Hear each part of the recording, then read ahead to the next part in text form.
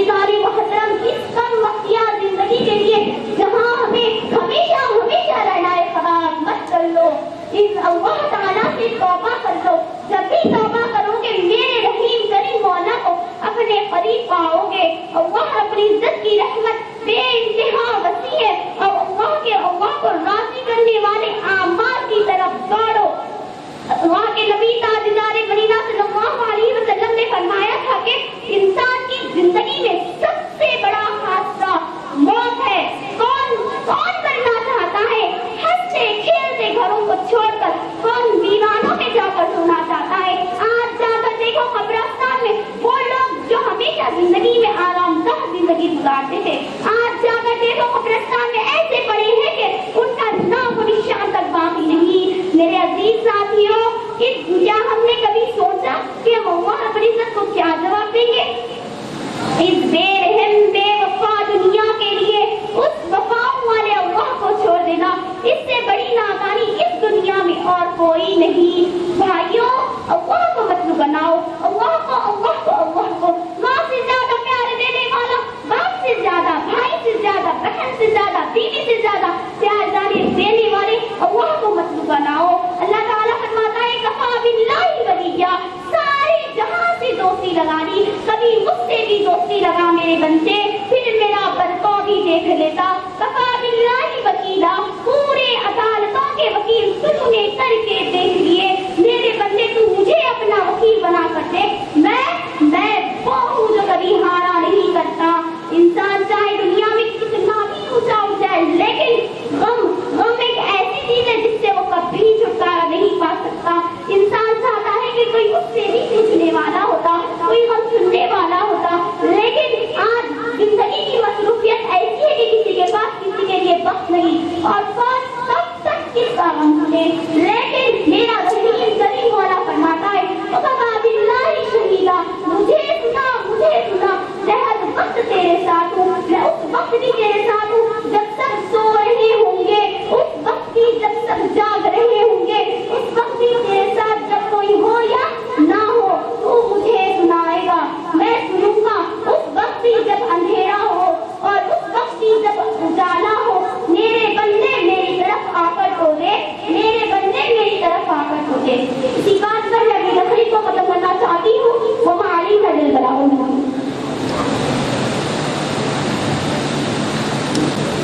ماشاءاللہ محترمہ موصوفہ نے بہت ہی اچھے انداز میں زندگی کی حقیقت بیان کر رہی تھی کہ ہم کس طریقے سے دنیا کے اندر لگ کر دین سے اور آخرت سے دور ہو رہے ہیں، جبکہ اللہ رب العزت قرآن مجید میں فرما رہا ہے یا ایھا الانسان ما غرک بربک الکریم، یعنی اتنی پیار اور محبت سے اللہ رب العزت ہمیں دین کی طرف اور آخرت کی طرف بلا رہا ہے، لیکن ہم پھر بھی دنیا کی طرف جا رہے ہیں۔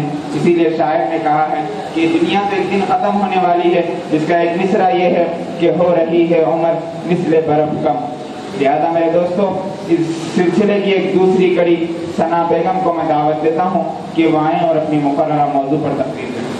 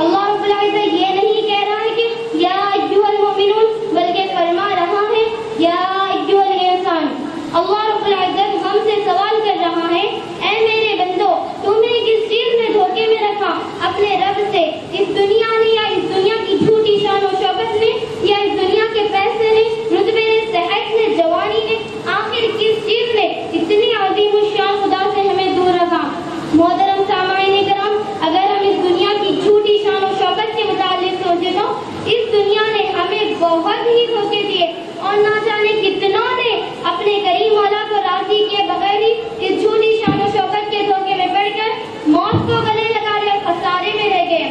اور اگر ہم اس دنیا کے پیسے کے بارے میں سوچیں تو خدا کی قسم نہ ہی ہم پیسے سے خدا کو راضی کر سکتے ہیں اور نہ یہ ذلیل پیسہ ہماری آخرت سنوار سکتا ہے۔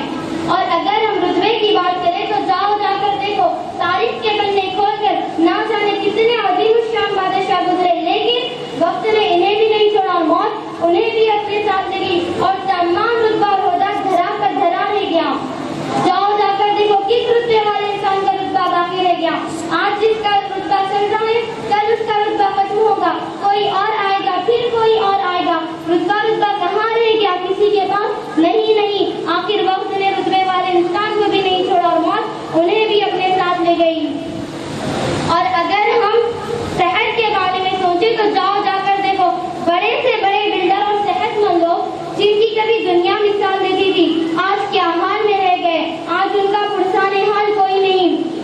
اللہ رب العزت ہم سے کہہ رہا ہے کہ تم مجھے یاد کرو یا نہ کرو، لیکن ساری کائنات کی ہر شے، ہر ذرہ، ہر قطرہ، ہر پہاڑ کا پتھر، ہر ہوا کا جھونکا، ریت کے ذرے، زمین کے ڈھیلے، بیج اور دانہ، گٹھلی اور پھل میں ذائقے، پھر ذائقے میں مٹھاس، پھر مٹھاس میں رنگ، پھر رنگ میں خوشبو، تیسیاں، کبوتر اور طور، زمین اور آسمان کے درمیان کی ہر شے، یعنی کہ ہر چیز، ہر چرند، ہر پری، سب میری تعریف کرتے ہیں سوائے تم لوگوں کے۔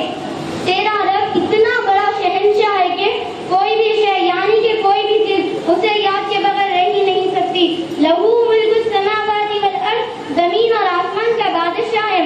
اللہ رب العزت فرماتا ہے میری طاقت کیسی ہے، یحیی و یمیت وہو علی کل شیء قدیر، زندگی اور موت کا مالک ہوں۔ زندگی دی ہے تو کوئی مار کے بتا دے، موت دی ہے تو کوئی بچا کر بتا دے۔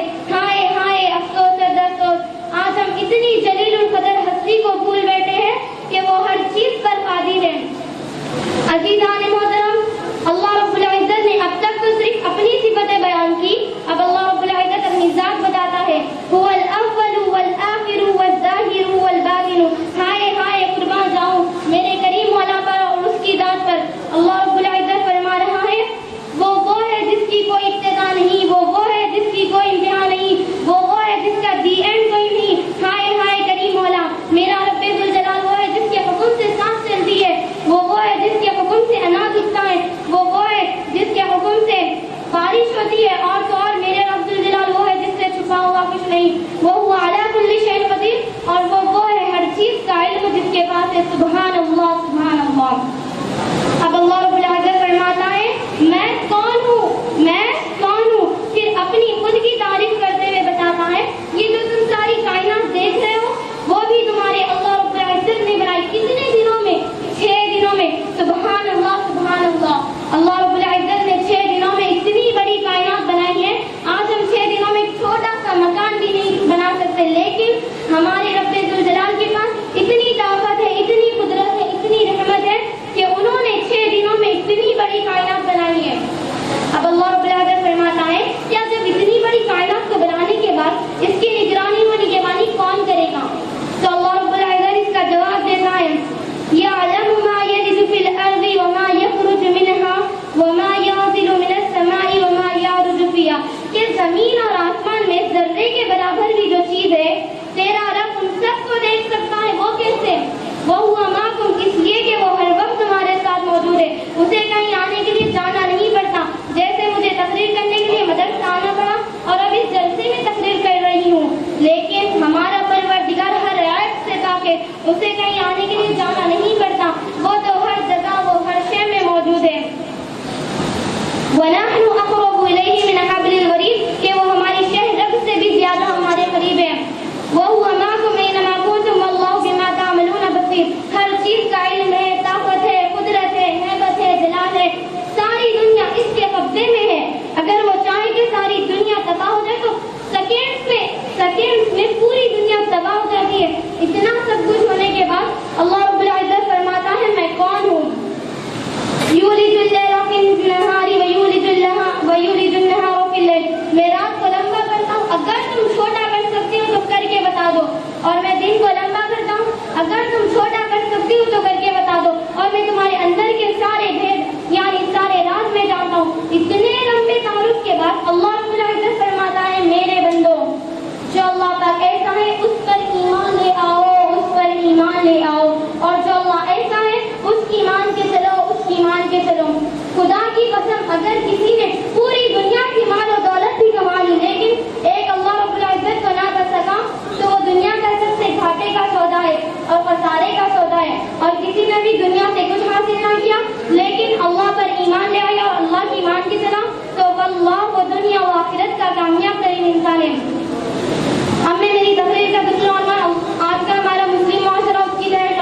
جاتی ہوں. قال النبی صلی اللہ علیہ وسلم لا تغادروا ولا تدابروا ولا تباغضوا ولا تحاسدوا وكونوا عباد الله اخوانا.